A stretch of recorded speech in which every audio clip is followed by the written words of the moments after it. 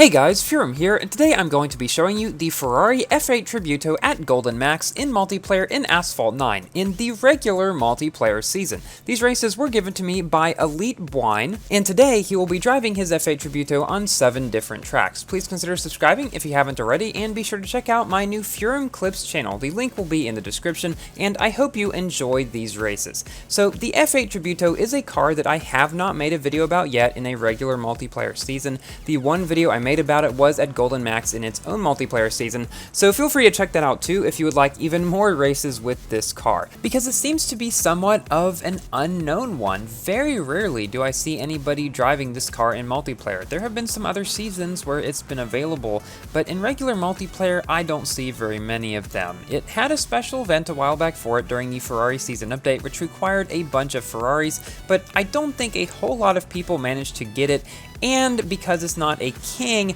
there wasn't really a whole lot of talk about it. It goes 233 miles per hour at Golden Max. This is in A class as well, so not the best speed, but not terrible either. Where this car shines is in its other stats. Its acceleration at almost 84 is extremely good, so is the Nitro at almost 70, and probably its best stat overall, even with those crazy acceleration and Nitro stats, is the handling at almost 95. This is one of the best handling stats in the entire game of any car. For some context, the number one is the McLaren Senna with 101 at completely Golden Max. That's the only one in the game with over 100, and this one is just about 6 points behind that. In my video about the Ferrari season update, I said that this car was kind of like a 911 Club Sport with even better handling, and that's pretty much what I would still consider it to be. It's not the king, however it is one of the best cars in its class, and speaking of best cars in the class, I have begun working on the new best and worst cars in each class list V6 for update 19.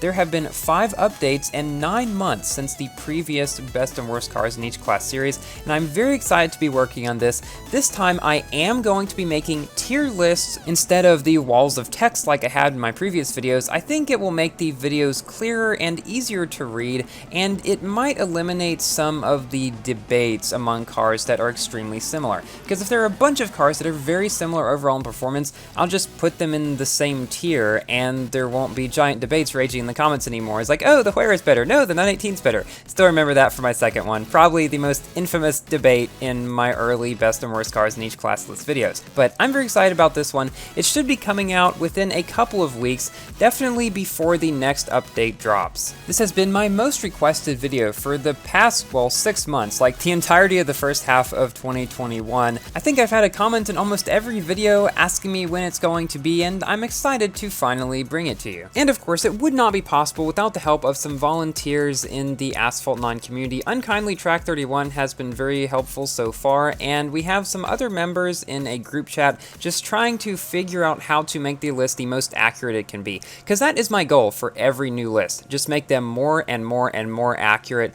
just to completely cover everything, so it can be your one-stop shop for figuring out, okay, which of these cars do I want to go for? And I'm not entirely sure yet whether or not I'm going to have a separate tier list for multiplayer and events this time around. I just don't know if there's actually a big enough difference in each of the classes to make that worth it, especially with the tier list method. So what we're going to be doing is going through and making all the event lists first, and then going back through and figuring out, okay, do we actually need to create a separate multiplayer list for any of these, or are they close enough across the board that we can just have one? Because I would love to keep it completely simple and just have one per class, but I don't know yet whether or not that will be possible. Also, I'd like to give a big welcome to new subscribers who may have come from GameLoft's promotion of the Best Runs episode 16 that I uploaded just a couple of days ago. Here's a fun fact: the song that was playing for the majority of that video is Exogenesis by Rogue, which is one of the songs that got me into Monstercat, and I would consider it to be my favorite Monstercat song and possibly my favorite song of all time. And here I want to bring note to a shortcut that Bwine uses. That ramp right there is very rarely used, at least from my experience. I personally have never used it. Extremely rarely do I ever see somebody use it. I think in a previous video where I got races from another member of the community, they took it as well. and I remember saying, I don't remember that ramp being there, because I had never seen somebody take it before. So I'm not sure if it's just useful in a very few number of cars, or if just really not many people know about it, and it's one of those shortcuts that hardly anybody uses, but it's actually very useful. I'm assuming that it's only really good if you have a very agile car, because after the ramp, you have that big turnaround to the left that you have to do, and if you have a car that loses a lot of speed, I doubt that it would actually be faster. But since the F8 Tributo has one of the best handling stats in the game, it can keep a very high speed going around there, and that could be one reason why it's faster in this car. I did not manage to unlock this car in the special event, and there actually haven't been a whole lot of new cars that I have managed to unlock. But I did max out the McLaren F1 LM. I made a video about that recently if you would like to see how I did that. And the next car that I would really like to max out is the Bugatti Chiron.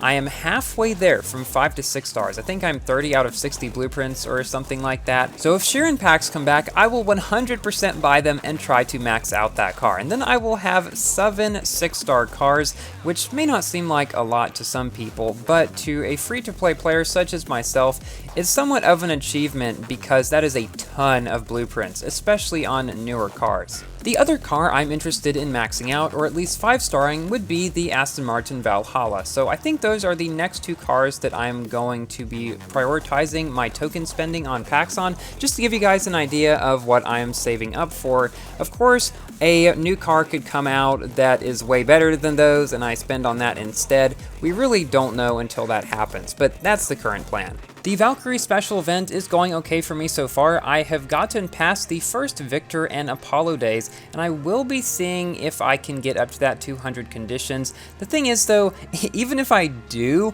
I don't think I'm going to be buying packs for the Valkyrie because it would be quite useless to me at 1 star.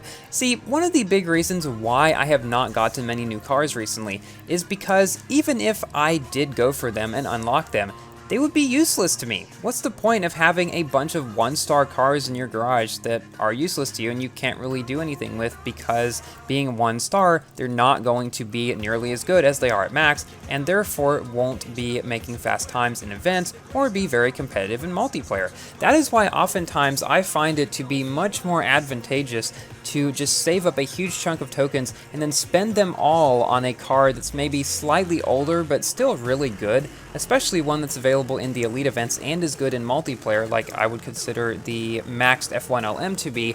And so that's why I save my tokens for those kinds of cars instead of spending a few thousand on every new car that comes out, because I really just don't think that would be a good use of my tokens, and I wouldn't really have a whole lot to show for it. Like, I'm not going to be spending any tokens on the Zenvo because I'd probably have to plop a few thousand on it in order to obtain it, and then I would only have it at probably 2 stars and it would be useless to me. On the other hand, a max Valhalla would be extremely good in multiplayer and in the Class A Elite events, and even though it's a slightly older car, it would be much more useful to me than any of the newer ones, really. This concludes our class of Furum's philosophy on spending tokens 101, and now it is time for my general review about this car. As you have probably seen throughout this video, the F8 Tributo drives extremely smoothly, especially at Golden Max as it is here.